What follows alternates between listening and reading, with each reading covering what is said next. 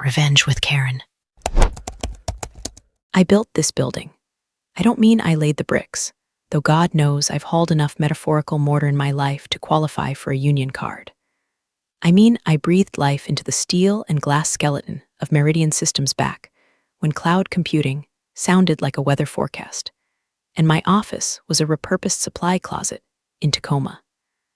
I know exactly how the AC hums on the 40th floor because I approved the schematics. Know why the carpet in the lobby is that specific shade of slate gray, because it hides coffee stains. But today, I wasn't Alina Hart, the founder whose portrait hangs in the boardroom like a silent saint of industry. Today, I was Ellie, a 50-something facilities temp wearing a polyester jumpsuit that smelled faintly of industrial lemon cleaner and other people's sweat. My hair, usually a blow-dried armor against the world, was pulled back into a severe, practical bun. No makeup, no Rolex. Just a name tag that was crooked and a mop bucket on wheels that squeaked like a dying mouse. I was undercover, a cliché? Maybe. But when you spend 20 years building a company on principles of integrity and grit, and then retire to the board only to hear whispers that your legacy is turning into a toxic frat house, you don't send a memo. You go to ground level. You put on the gray jumpsuit. You become the ghost in the machine. It was an elevator bank B, the glass ones that offer a panoramic view of DC. A view usually reserved for the people who make six figures and decisions that ruin weekends. I was holding a spray bottle of disinfectant like a weapon. The doors slid open on the 12th floor, marketing and strategy. The air instantly changed. It stopped smelling like floor wax and started smelling like fear, ozone, and expensive, anxiety-induced espresso. 3 young men walked in. They were that specific breed of corporate shark in training, 20-something, wearing suits that cost more than my first car, and radiating an unearned confidence that usually evaporates the moment a quarterly review goes south.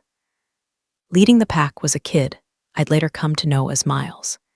He had the kind of face that looked like it had been molded out of soft cheese and entitlement. Was holding a venti latte with the casual disregard of someone who has never had to scrub a stain out of a rug in his life.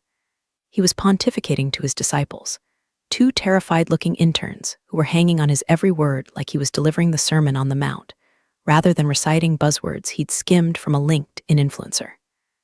"It's about optics, guys," Miles was saying, gesturing wildly with the hand holding the cup. "You have to dominate the space. If you're not the loudest voice in the room, you're the furniture. Meridian is a jungle. You eat or you get eaten." He spun around to emphasize his point, a theatrical pivot meant to showcase his Italian leather shoes. Physics, unfortunately for Miles, doesn't care about your career ambitions. The lid of his cup popped off. The latte didn't just spill, it exploded. It was a scalding brown geyser that coated the pristine glass wall, the stainless steel railing, a significant portion of the floor. It missed his suit by a miracle, but it managed to splash onto the toes of my work boots. Silence, absolute heavy silence. I didn't move. I just looked at the puddle, then at the dripping wall. In my old life as the CEO, this would be the moment 3 assistants rushed in with napkins. In my old life, Miles would be apologizing profusely, his face the color of a tomato. But I wasn't the CEO. I was the help. Miles looked at the mess. He didn't look at me. He looked through me. He checked his watch, then sighed, a sound of immense, burdened annoyance, as if the coffee had assaulted him personally. "God, what a disaster," he muttered. Then he turned his head slightly, locking eyes with the space above my left shoulder. "Hey," he snapped. I looked up. "Clean this mess up, janitor," he said. His voice wasn't angry, it was bored. It was the tone you use for a voice-activated speaker that isn't listening. "Try to get it done before the VP gets on at the lobby. It looks unprofessional. You know, before I tell you what I did, let me just say, if you're the kind of person who enjoys watching entitled little empires crumble, do me a favor and hit upvote or subscribe button. It's the only thing that keeps my blood pressure down these days, knowing there are witnesses to the madness."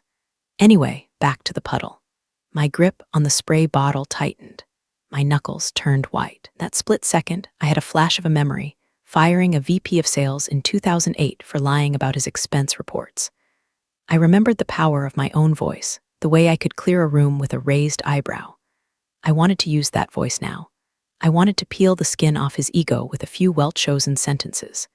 "Clean this mess up, janitor." The doors dinged. We were at the lobby. I took a breath. I forced my posture to slump. I let the fire in my eyes die down to a dull, subservient ember. This was the test. If I broke character now, I'd learn nothing. I'd just be the angry founder on a rampage. I needed to know how deep the rot went. Yes, sir, I mumbled, keeping my head down. Miles didn't even acknowledge the response. He stepped over the puddle, his shoes clicking on the marble, and walked out into the lobby without looking back. Unbelievable, one of his minions whispered as they followed him. He stood alone in the elevator as the doors started to close. I looked at the brown stain dripping down the glass. It looked like a tear, or maybe an infection. I pulled a rag from my belt loop.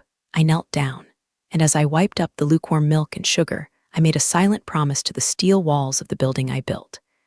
Enjoy the clean floor, Miles, I thought, wringing out the rag with a violent twist, because I'm about to mop the floor with you. Elevator started to rise again, carrying me back up into the belly of the beast. I wasn't just cleaning up a spill anymore. I was gathering evidence, and the bucket was getting full. You learn a lot about a person by how they treat the people they think can't do anything for them. It's the ultimate litmus test of character, and at Meridian Systems, the pH balance was dangerously acidic. My first full week as Ellie was a masterclass in invisibility. Realized quickly that a gray jumpsuit works like a Harry Potter cloak. I could stand 3 feet away from a confidential merger discussion, furiously scrubbing a whiteboard, and the executives wouldn't lower their voices. I was furniture. I was a texture in the room, somewhere between the potted ficus and the water cooler. I was assigned to the 12th floor, Miles's hunting ground. I spent my mornings emptying recycling bins that smelled of stale Red Bull and protein bars. I spent my afternoons polishing the glass walls of the conference rooms, which gave me a front row seat to the corporate theater playing out inside. Miles, I learned, was an associate product manager. In startup terms, that meant he was a glorified clipboard carrier with delusions of Steve Jobs. But he played the game with a terrifying, sociopathic efficiency. I watched him operate near the break room on Tuesday. A quiet girl from accounting, Sarah, I think her name tag said, was struggling with the heavy toner cartridge for the communal printer. Sarah was small, soft-spoken, the kind of employee who does 80% of the work and gets 0% of the credit. Miles walked by. He saw her struggling. He slowed down, looked at her, looked at the toner, and then checked his phone. "Excuse me, Miles," Sarah asked, her voice trembling slightly. "Could you give me a hand? It's jammed." Miles didn't stop. "Got a hard stop in 5. Sarah, call IT. That's what they're paid for." He breezed past her, leaving her flushed and struggling. 10 minutes later, the vice president of operations, a man named Henderson, walked into the kitchenette. Henderson was a silver fox with a heavy watch and a louder laugh. Miles materialized out of thin air. It was like watching a vampire smell blood. "Mr. Henderson?" Miles boomed, flashing a smile that was all teeth and ambition. "I was just looking for you. I had some thoughts on that Q3 supply chain bottleneck. I think we can optimize the vendor list by shaving off the bottom 10%. Henderson paused, pouring his coffee. "Is that so? Send me an email, son." "Already drafted, sir. Just wanted to put a bug in your ear." Miles laughed, a practiced, hearty sound that grated on my nerves like sandpaper. "Here, let me get that stirrer for you," handed the VP a wooden stir stick with the reverence of a priest handing over the Eucharist. I was 10 feet away, mopping a non-existent spot on the linoleum. The contrast was so sharp it could cut glass. To Sarah, Miles was a wall. To Henderson, he was a doormat. That night, back in my small, temporary apartment, a far cry from my Georgetown brownstone, I sat at a wobbly kitchen table with a notebook. No laptop, no iPad, just a cheap spiral-bound notebook and a Bic pen. I titled the page, "The Rot." Underneath, I started a list. It wasn't a list of business strategy errors or coding bugs. It was a list of names and incidents. 1. Miles H. Disrespect of peers. Sycophantic behavior toward leadership. Refused to assist colleague in distress, toner incident. 2. The marketing team mocking the reception staff's clothing choices within earshot of the front desk. 3. HR director ignored a complaint about overtime theft because the manager brings donuts. The list grew. My hand cramped. The physical toll of the job was real, too. My back ached in a way it hadn't since I was 22 and waiting tables to pay for coding classes. My hands were dry and cracked from the industrial soap. But the physical pain was nothing compared to the psychic damage of watching my company, my life's work, hollowed out by people who viewed kindness as a weakness. On Thursday, I found myself in the elevator with Miles again. This time, he wasn't alone with interns. He was on a call, presumably with his mother or a very unfortunate girlfriend. "I'm telling you, babe, it's a lock," he was saying, staring at his reflection in the mirrored ceiling. "I've got Henderson eating out of my hand. The old guard is clueless. They're dinosaurs. I'll be running a division by Christmas. Just wait." He looked down and saw me. I was holding a trash bag, double knotted. He didn't mute the phone. He didn't turn away. He just looked at me with that dead-eyed boredom. "Hold on, babe," he said to the phone. Then to me, "You missed a spot in the conference room. Table's sticky." I gripped the trash bag. It contained the remains of someone's tuna sandwich. The smell was revolting. "I'll get it right away," I said, my voice raspy. "Good," he said, turning back to his reflection. "Yeah, babe, I'm telling you, it's too easy. These people are sheep." I walked out on my floor, dragging the bag behind me. Sheep, I thought. Wolves often mistake silence for surrender, Miles. That's usually the last mistake they make. I added a new line to my notebook that night. 4. Miles H., openly plotting advancement through manipulation, refers to leadership as dinosaurs.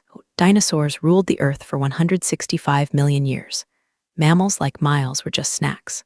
The break room on the 12th floor was designed to foster synergy. In reality, it fostered high-fructose corn syrup addiction and treason. It was an open-plan kitchen with exposed brick, an espresso machine that cost more than a Honda Civic, and a long communal table made of reclaimed barn wood. It was the sort of place where people were supposed to bond. Instead, was where knives were sharpened. It was 10 a.m. on a Tuesday. I was under the sink, supposedly fixing a leaky trap, but actually tightening a bolt that wasn't loose just to stay in the room. The cabinet doors were slightly ajar, giving me a view of the ankles and shoes of everyone who entered. Miles walked in. I knew his shoes by now, pointed, brown leather, click-clack-click. He was followed by the shuffle of sneakers, Jason, a junior developer. Jason was brilliant. I'd seen his code commits on the private server I still monitored at night. He was the kind of quiet genius who built the engine while people like Miles painted the racing stripes. "I don't know, Miles," Jason was saying, his voice thick with anxiety. "The data migration isn't stable yet. If we push the update on Friday, we risk a 4% data loss. That's thousands of user accounts.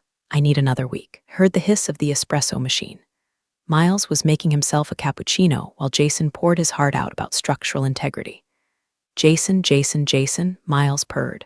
The sound was patronizing, like an adult explaining tax law to a toddler. "You're thinking like an engineer. You need to think like a winner. The client expects the rollout on Friday. If we delay, we look weak. I promised Henderson we'd deliver." "You promised." Jason's sneakers squeaked as he shifted weight. "But you didn't ask me. It's my code." "It's our team, buddy," Miles said. "Look, here's what's going to happen. We launch Friday. If there are bugs, we patch them Monday. It's called agile development. Look it up." "That's not agile, that's reckless," Jason argued, showing a rare spine. "If we lose data, it's a PR nightmare. I can't sign off on this." There was a pause. The espresso machine stopped hissing. "You don't have to sign off, Jason," Miles said, his voice dropping an octave. It became cold, devoid of the fake camaraderie. "I already told Henderson the code is ready. If you contradict me in the stand-up meeting, you're not just making me look bad. You're making the department look incompetent. And I heard HR is looking to trim the headcount in engineering next month. Hate for you to be on the wrong list." My hand froze on the wrench. I was staring at the rusty pipe under the sink. My breath caught in my throat. This wasn't just being a jerk. This was blackmail. This was gambling with the company's reputation to save his own face. Jason went silent. I could practically hear his spirit breaking. He had student loans. He had rent. He didn't have the political capital to fight a guy who played golf with the VPs. "Okay," Jason whispered. "I'll patch it as best I can. That's the spirit." Miles clapped his hands. A loud, jarring sound. Team player. "I love it. Hey, grab me a sugar packet while you're there." They walked out. I stayed under the sink for a long time. The smell of the damp wood and the moldy darkness under the cabinet felt appropriate. I felt sick. This was what my company had become, a place where the innovators were bullied into silence by the imitators. I crawled out, my knees cracking. I stood up and washed my hands in the sink they had just used. I looked at my face in the chrome reflection of the faucet. It looked tired, but beneath the fatigue, the steel was hardening. I wasn't just going to fire Miles. That was too easy. Firing him was a transaction. I needed to perform an exorcism. I pulled out my phone, a burner flip phone I used for the cover, and dialed a number from memory. It went to a secure voicemail box that only 3 people in the world knew about: the head of internal auditing, a woman named Grace, who I had hired 20 years ago. "Grace," I said, my voice low, "it's Alina. Don't ask where I am. I need you to flag all code commits from the 12th floor product team. Specifically, look for a forced push scheduled for Friday. And Grace, do not let that update go live. Sandbox it. Let them think it's live, but keep it isolated. I want to see exactly what happens when it crashes." I hung up. Miles wanted to play chicken with a cliff. Fine. I was going to move the cliff. There's a specific kind of loneliness that comes from being in a room full of people who have decided you don't exist. It's not the solitude of a mountaintop. It's the solitude of a ghost haunting a dinner party. By the 4th week, I was haunting the boardroom. The weekly strategy sync was held in the aquarium, the main glass-walled conference room on the executive floor. I was sent in mid-meeting because someone had spilled a smoothie, kale, and denial by the smell of it on the side table. The room was filled with directors and VPs. Miles wasn't there. He wasn't high enough on the food chain yet, but his spirit animal, a director named Chad, was leading the meeting. Chad was everything Miles wanted to be: louder, richer, and even more detached from reality. I entered quietly, bucket in tow. No one stopped talking. No one looked up. "The issue isn't the product," Chad was saying, pointing a laser pointer at a graph that was trending disturbingly downward. "The issue is the legacy drag.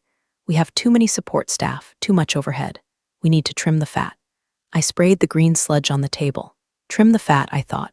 Funny, coming from a man whose expense account includes client dinners at steakhouses that charge $50 for a baked potato. "Exactly," a VP nodded. "We need to pivot to a leaner model. Automation. Outsourcing. Are we paying full benefits for Tier 1 support? It's a cost center." I scrubbed the table. The rhythm of my arm moving back and forth was hypnotic. Swish, swish. They were talking about people I knew. People like Maria in customer service, who sent handwritten cards to clients when their pets died. People like old man Jenkins in the mailroom, who had been with us since the garage days. They weren't people to Chad. They were drag. They were red ink on a spreadsheet. "Don't get me started on facilities," Chad laughed, spinning a pen. "I mean, look at this place. Do we really need a battalion of janitors? Half the time I don't even know what they do." I froze. I was standing 3 feet from him. My hand was on the table he was leaning on. I was right there. The disconnect was so profound it was almost psychedelic. He was looking at the graph, and I was cleaning his mess, and he was asking what I did. "It's background noise." Another executive chimed in. "Line item expenses. We can cut 15% there easily. Switch to a contract agency. Lowest bidder, background noise." I finished cleaning the spot. I stood up straight. For a fleeting, dangerous second, I considered dropping the act.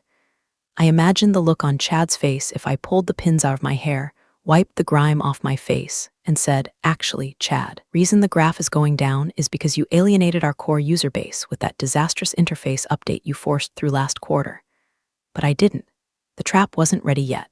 "Excuse me," I whispered, navigating the mop bucket around Chad's chair. He didn't move his legs. I had to lift the bucket over his expensive shoes. "Watch it," he snapped, brushing a speck of non-existent dust from his pant leg. He didn't look at me. I walked out of the aquarium, heart hammering a rhythm of pure, cold fury against my ribs. Background noise. That afternoon, I went to the server room. As a janitor, I had the master key for cleaning purposes. The irony was delicious. The most secure room in the building, guarded by biometrics and firewalls, was accessible to the lady with the mop because dust is the enemy of servers. I locked the door from the inside.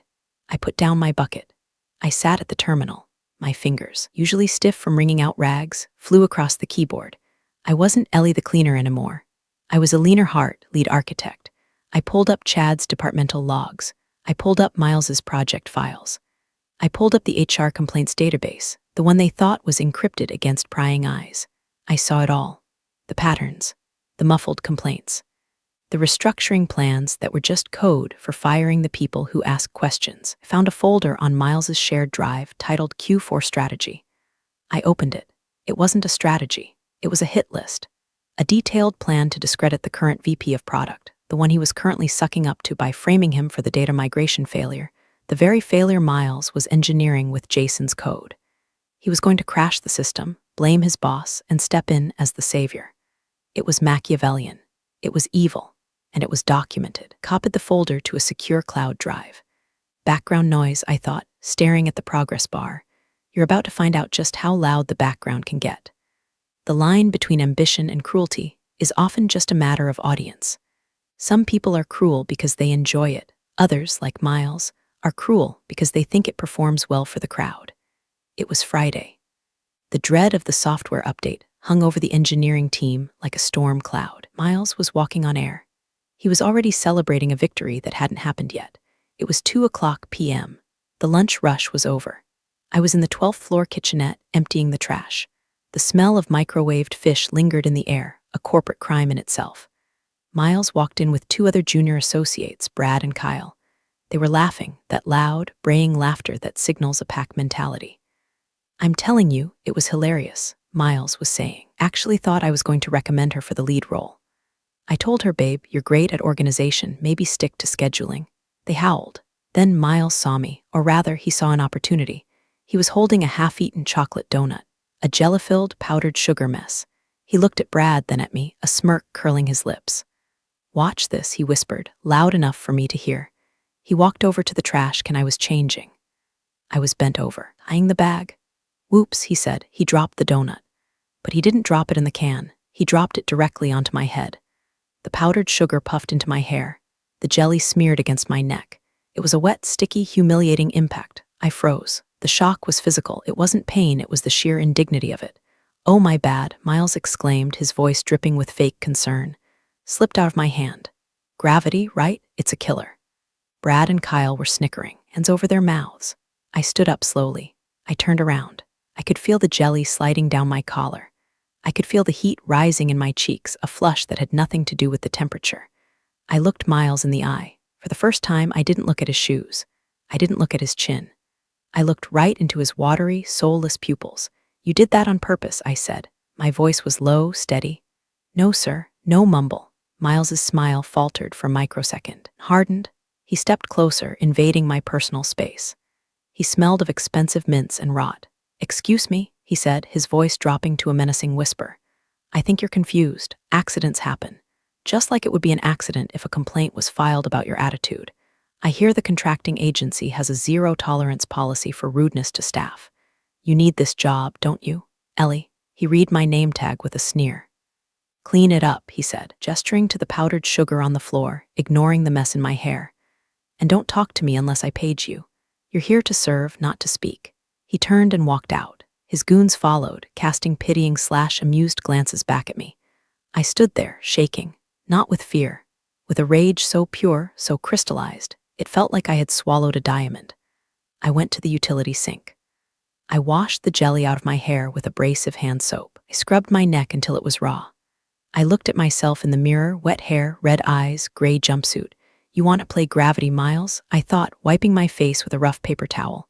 Fine, let's test the physics of a free fall. I didn't go home that night. I stayed in the building. I went to the sub-basement, to the archives. I pulled the physical security logs. I pulled the camera footage from the kitchenette. I saved the clip, Miles H. Assault/harassment 2:03 p.m. Then I went deeper. I accessed the HR payroll system.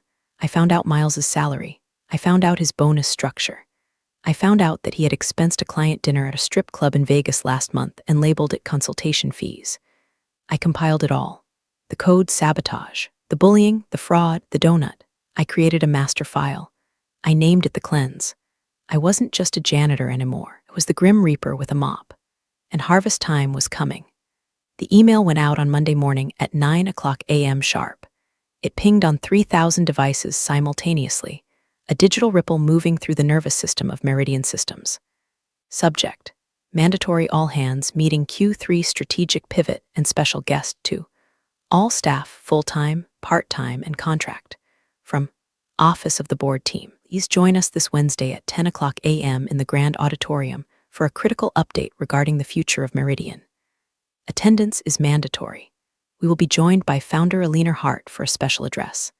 I was mopping the hallway outside the open plan bullpen when the notification hit. I saw heads pop up like prairie dogs. Alina Hart, I heard a junior designer whisper. I thought she was, retired in the Alps or something. She's a legend, another said. Professor used her code as a case study. And then I heard Miles. He was leaning back in his ergonomic chair, feet on his desk, another violation if I was counting, reading the email on his phone. Great, he groaned loud enough for the whole pod to hear. The founder, just what we need. A history lesson from the grandma of the internet. I bet she's coming to announce she's donating our bonuses to a cat shelter. Chad, the director, chuckled from his office doorway. Careful, Miles, she's still the majority shareholder. Although, word is she's senile. Probably just coming to wave and collect a dividend check. I just hope she doesn't drag it out, Miles said, spinning a pen. I have a lunch reservation at Le Bernardin at noon. I'm celebrating the launch. The launch. The software update was scheduled to go live right after the all-hands. He thought he was minutes away from victory. He didn't know the code was sandboxed, didn't know his success was a simulation I had authorized Grace to run. I squeezed the mop handle. Senile. I finished my shift in a fugue state. I wasn't cleaning floors, I was rehearsing. That evening, I went to my temporary apartment. I laid out my clothes on the bed, not the gray jumpsuit. I unzipped the garment bag I had brought from Georgetown. I pulled out a navy blue Armani power suit. Sharp shoulders, tailored waist, silk lining. I pulled out the pearl necklace my mother gave me, the one I wore when I rang the bell at NASDAQ 10 years ago. I pulled out the heels, 3 inches of Italian leather designed to crush egos. I sat at the wobbly table with my index cards. I didn't need a teleprompter. I wrote 3 bullet points on a single card. 1. Identity. 2. Integrity. 3. Eviction. I visualized the auditorium. I knew the acoustics. I knew exactly where the light hit the stage. Tuesday passed in a blur of anticipation. The office was buzzing. People were cleaning up their desks, trying to look busy. Miles was strutting around like a peacock in heat, telling anyone who would listen that he hoped he'd get a chance to interface with the founder and give her some modern perspective. I'm going to pitch her my vision, I heard him tell Brad in the bathroom while I was restocking paper towels. She needs to know the old way is dead. We need aggressive growth. She'll love me. Leaders recognize leaders. I was in the stall, changing a role. I paused. Leaders recognize leaders, I thought, and predators recognize prey, Miles. You just haven't realized which one you are yet. Wednesday morning arrived. The sky was gray, the air crisp. I arrived at the building at 7:00 a.m. I swiped my keycard, not the Ellie contractor badge, the black card, the master access card.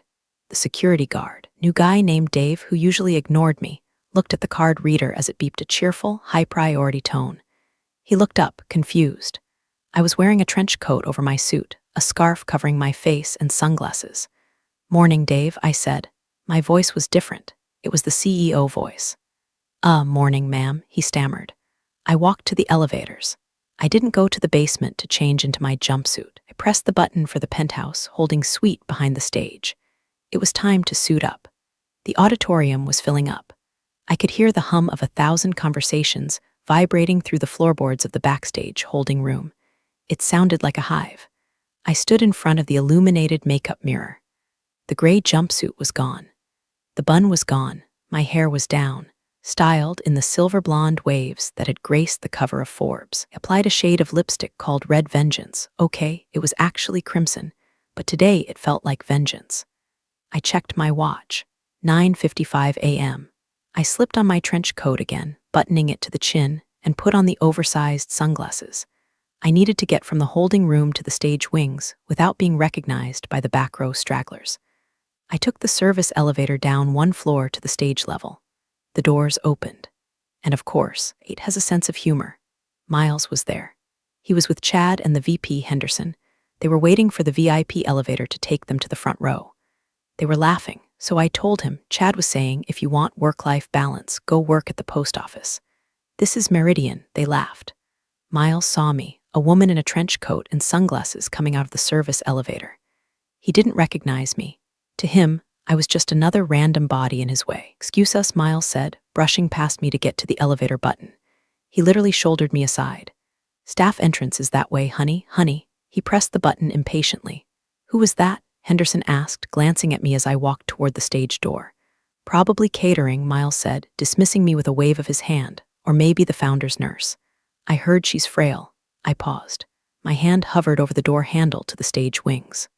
Frail. I turned my head slightly, just enough to catch a glimpse of Miles's profile one last time. He was checking his tie in the reflection of the elevator doors, preening. He looked so confident, so sure of his place in the universe. I smiled beneath my scarf. It was a wolfish smile. Enjoy the elevator ride, Miles, I thought. It's the last time you're going up. I pushed through the heavy door and entered the wings of the stage. The stage manager, a veteran named Mike who had been with me for 15 years, was standing there with a headset. He looked at me, trench coat, sunglasses. I took off the glasses. I unbuttoned the coat and let it slide off my shoulders. Mike caught it. He saw the navy suit. He saw the pearls. He saw the look in my eyes. His eyes went wide. Then a slow grin spread across his face. He knew. He didn't know the details, but he knew the look. It was the war paint look. "Welcome back, boss," he whispered. "Good to be back, Mike," I said. "Is the mic live?" "Hot and ready. You're up in 2 minutes. Intro video is playing now." I looked out past the curtain. The giant screen was playing a montage of Meridian's history. Inspirational music swelled. Images of young me coding in a garage flickered by. The crowd applauded politely. It was the applause of obligation. The video ended. The screen went black. A single spotlight hit center stage. "Ladies and gentlemen," announcer's voice boomed. "Please welcome the founder of Meridian Systems, Alina Hart." I took a deep breath. I channeled every ounce of rage, every drop of spilled coffee, every clean this up, every stolen code commit, and every powdered sugar donut into my spine. I stepped into the light. The sound of heels on a wooden stage is distinct. Click, click, click. It's a percussive sound, assertive and sharp. I walked to the center of the stage. The spotlight blinded me for a second. My eyes adjusted. I saw them. 700 people in the auditorium, another 2,000 live streaming. The applause started, then faltered, then turned into a confused murmur. Why? Because I didn't wave. I didn't smile my benevolent founder's smile. I stood behind the podium, gripping the edges with hands that were still rough from a month of manual labor, and I stared dead at the front row. Silence rippled outward from the stage like a shockwave. I found him. Miles was in the center of the first row, right next to Chad and Henderson. He was clapping politely, a bored expression on his face. Then he looked at me, really looked at me. I saw the moment the neurons fired. I saw the confusion first. She looks familiar. Then the puzzle pieces slamming together. The height, the eyes, the hands, the voice he had heard mumble yes sir 100 times. His hands stopped clapping. They froze in midair. His mouth opened slightly. Blood drained from his face so fast it was like someone pulled a plug. He went from tan to gray in 3 seconds. Next to him, Chad was squinting. He whispered something to Miles. Miles didn't answer. He was paralyzed. He looked like he was having a stroke. I leaned into the microphone. "Good morning," I said. My voice boomed through the auditorium. It was the CEO voice, but with a new texture, a grit that hadn't been there before. "It's been a while," I continued, scanning the room. "For most of you, I've been a portrait in the hallway, a ghost story, a signature on a paycheck." I paused. I let the silence stretch until it was uncomfortable.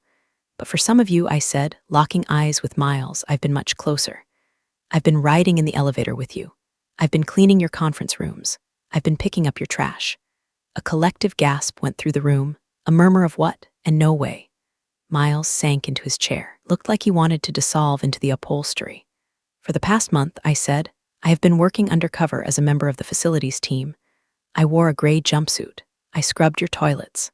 And I listened. I saw panic erupt in the eyes of the directors. Phones were being pulled out. I listened to how you speak to each other when you think power isn't watching. I watched how you treat the people who keep this building standing, and I saw what this culture has become." Took a sip of water. The sound of the glass touching the coaster was amplified in the deadly quiet room. "I built Meridian on integrity," I said, my voice rising. "I built it on the idea that every person in the room matters. But somewhere along the way, we started mistaking arrogance for competence. We started mistaking cruelty for leadership." I pointed a finger, not vaguely at the crowd, specifically at the front row. "I saw managers taking credit for their team's work," I said, staring at Chad. "I saw executives planning layoffs while booking first-class retreats," I said, staring at the HR director. And I said, my voice dropping to a terrifying calm, "I saw an associate product manager throw a donut at a janitor because he thought it was funny." Miles flinched as if I had slapped him. The people around him physically recoiled, creating a gap in the seating. "He told her to clean it up," I said. "He told her she was background noise." I stood up straighter. I looked 10 feet tall. "Well," I said, "I cleaned it up. And now I'm going to clean house." Miles Henderson, I said. The name hung in the air. Please stand up. He didn't move. He couldn't. He was shaking. Stand up, I commanded. Slowly, painfully, Miles rose. He looked like a child called to the principal's office, stripped of all his corporate armor. You have a launch scheduled for noon today, I said. The Q3 update. Pushed it through despite your engineer, Jason, warning you it would delete user data. You plan to blame the failure on your VP. The VP, Henderson, turned to look at Miles with a look of pure betrayal. How do I know? I asked. Because I read your files. I read them while I was mopping the server room floor. I clicked a remote. The giant screen behind me changed. It wasn't a PowerPoint. It was the video clip. Miles, in the kitchenette, laughing, dropping the donut on my head. Snickering, the audience gasped. A sound of genuine disgust filled the hall. This, I said, pointing at the screen, is not Meridian. This is a liability. I turned back to Miles. Your launch has been sandboxed, I told him. The code will not go live. Your plan to frame your boss has been documented and sent to legal. And your employment at Meridian Systems ends right now. Security, real security, not the lobby guards. Walked down the aisle, two large men in black suits. Please escort Mr. Henderson out of the building, I said. He doesn't need to clear his desk. We'll mail him his things in a trash bag. Miles tried to speak. He stammered, but it was a joke. Get him out, I said. They took him by the arms. As they dragged him up the aisle, he looked back at me. He looked at the woman in the navy suit. And then he looked at the floor he was walking on. Oh, and Miles. I called out into the microphone. He stopped. The room held its breath. You missed a spot, I said. The door swung shut behind him. I turned back to the crowd. The silence was different now. It wasn't confused, it was respectful. Terrified, but respectful. This is day one of the new Meridian, I said. We are initiating a full audit of our management culture. If you treat your staff like furniture, update your resume. If you think kindness is a weakness, leave now. Looked at the back of the room where the facilities staff were standing by the doors. I saw Maria. I saw the guy from the mailroom. To the facilities team, I said, my voice softening. To the support staff, to the assistants, I see you. And starting today, everyone else will too. We are raising the base wage for all support staff by 20%, effective immediately. And we are implementing a zero-tolerance policy for disrespect. The applause started at the back. It was wild, raucous cheering. Then the engineers joined in, then the middle managers. Finally, even the front row stood up and clapped, fearing for their lives. I walked off the stage. 1 hour later, I was in my old office, the real one. The view of DC was spectacular. My assistant, who had tears in her eyes, walked in. Miss Hart, there's a bucket outside your door. I smiled. Bring it in. She brought in the squeaky yellow mop bucket. I reached into my desk drawer and pulled out a bottle of very expensive scotch. I poured 2 glasses, one for me and one for the empty chair opposite me. I looked at the bucket. It was ugly. It smelled of lemon and grime, but it was the most beautiful thing in the room. I took a sip of scotch. It burned just like the anger had. But now the anger was gone. It was replaced by the warm, clean feeling of a job well done. Miles was gone. The rot was cut out. The ghost had returned to the machine, and she had brought a sledgehammer. I raised my glass to the bucket. To the janitors, I whispered, and to the messes we clean up. I drank alone, and for the first time in years, the office felt clean.